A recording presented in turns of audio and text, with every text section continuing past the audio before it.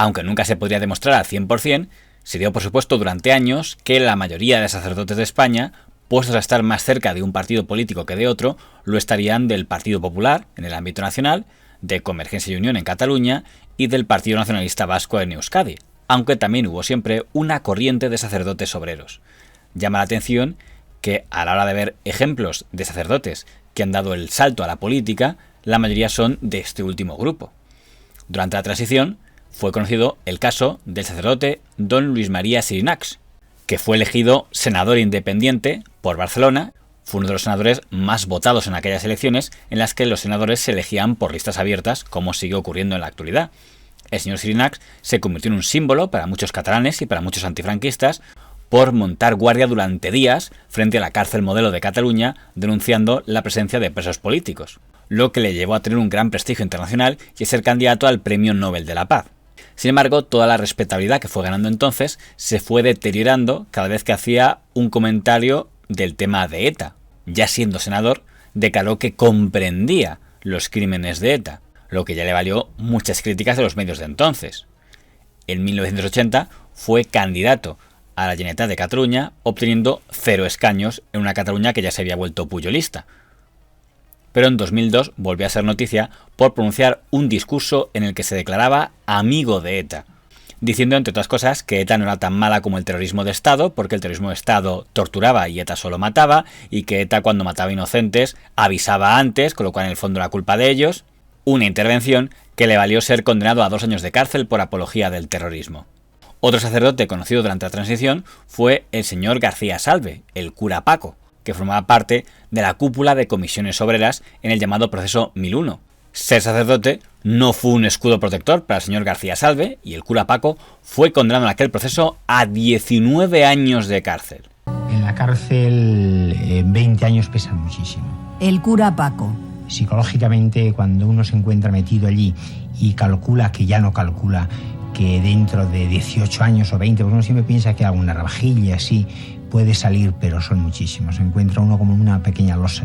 Nada más morir el dictador y llegar a la jefatura del Estado, don Juan Carlos I, el cura Paco fue uno de los primeros amnistiados. En aquel momento era miembro del Partido Comunista de España, pero muy pronto empezó a discrepar de la cúpula del PC, dado que el señor García Salve se alineó con el sector más prosoviético, que consideraba que el eurocomunismo del señor Carrillo era una traición, y de hecho el señor García Salve, en una actitud bastante sorprendente, fichó como columnista del periódico El Imparcial, que era un periódico considerado de extrema derecha. Era el periódico donde escribía el coronel Tejero, pero era el periódico desde el que se podía atacar la transición. Al final, en 1981, el cura Paco fue expulsado del Partido Comunista de España por la dirección de don Santiago Carrillo.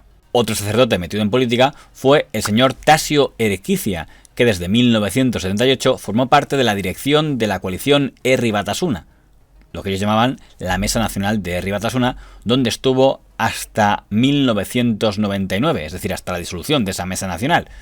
Y hay que decir que él también afrontó un proceso judicial, dado que fue condenado a 7 años de prisión por colaboración con banda armada, ya que la Mesa Nacional de HB de la que él formaba parte cedió su espacio electoral de 1996 a la banda terrorista ETA. Otro sacerdote que se metió en política fue don Gabriel Urralburu, que en 1978 se convirtió en el líder del Partido Socialista Obrero Español en Navarra, el PSN, y cuando se creó la autonomía de Navarra, se convirtió en el primer presidente de esta comunidad autónoma, cargo en el que estuvo hasta el año 1991. Ser valiente, defender una postura coherente, no callarse, hacer frente con valor civil, presentar cara al terror, crea enemigos, presidente. Enemigos que tienen nombres y apellidos. Saber que está uno en el punto de mira, por mantener una postura honesta y valiente, hace que uno viva tranquilamente, o en algún momento pasa la inquietud por su mente. Tengo la idea, quizá equivocada, de que la organización terrorista ETA respeta más a la gente que se enfrenta directamente con ellos que otra cosa. Igual es una creencia ingenua o es un autoengaño que me sirve a mí para seguir en la batalla.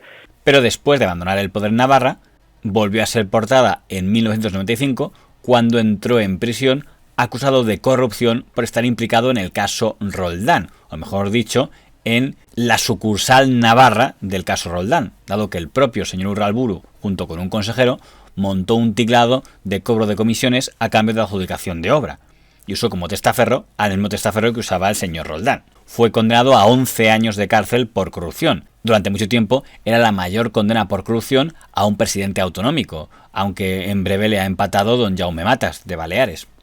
Otro popular sacerdote que se metió en política fue don Lluís Hernández, que en 1979 fue el candidato del PSUC, el Partido Comunista de Cataluña, a la alcaldía de Santa Coloma, cargo en el que estuvo desde 1979 hasta 1991, teniendo grandes apoyos mediáticos como el del señor Justo Molinero, que hacía campaña a favor de él desde Radio Teletaxi.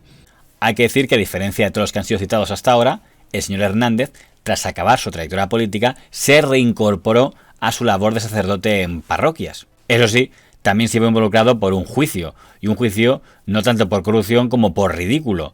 Fue condenado por rayar el coche de su sucesora, doña Manuela de Madre, a la que le escribió falsa en el coche grabado, por lo que fue condenado a una multa. Original el asunto. En la lista podría haber estado la señora doña Teresa Forcades, que en el año 2015, al igual que había hecho don Lluís Hernández, pidió permiso a sus superiores para poder ser candidata de una coalición de izquierdas a la presidencia de la Generalitat de Cataluña, permiso que le fue concedido. De hecho, se pensaba que iba a ser la candidata de la plataforma Catalunya Sí que es Pot. Pero al final no hubo acuerdo con el grupo de don Pablo Iglesias y el grupo de doña Ada Colau, y al final el candidato de aquellas elecciones fue don Lluís Rabel, y no le fue demasiado bien, aunque tampoco está claro que hubiera ido mucho mejor con la señora Forcades. Pero quizá el sacerdote más conocido de los que se ha metido en política en España fue don Xavier Arzallus, el hombre que en 1977 se convirtió en la cara del Partido Nacionalista Vasco en el Congreso de los Diputados de Madrid, y a partir de 1980 fue el presidente del PNV y considerado jefe supremo de ese partido hasta el año 2004. Si la Armada es la más adecuada, es una cosa que se puede discutir, pero no condenar.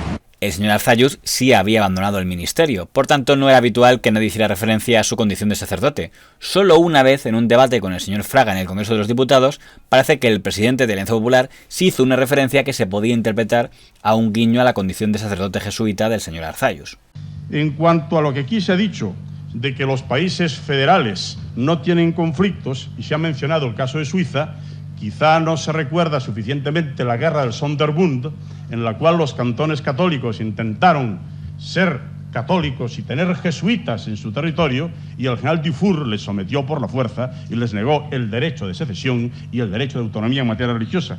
Y el señor Arzallus no puede ignorar, sin duda alguna, que hasta hace poco, por esta causa, los jesuitas estuvieron expulsados de Suiza.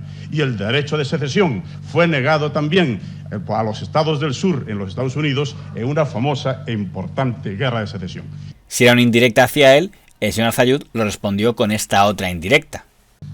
Cuanto a las alusiones del señor Fraga, es evidente que me alegró de que el señor Fraga conozca la historia de los jesuitas y aluda a ella, a mis conocimientos, porque pienso que estuvieron muy bien expulsados en aquel momento. Y además no olvide que algunos hemos sido jesuitas, pero otros lo son sin haberlo sido. Dado que durante la Segunda República había existido el tópico de que los jesuitas eran personas muy maquiavélicas y calculadoras, cuando el señor Arzallus dice algunos son jesuitas sin serlo, está dando a entender que él considera que son los de la Alianza Popular los que son más maquiavélicos y calculadores y no él.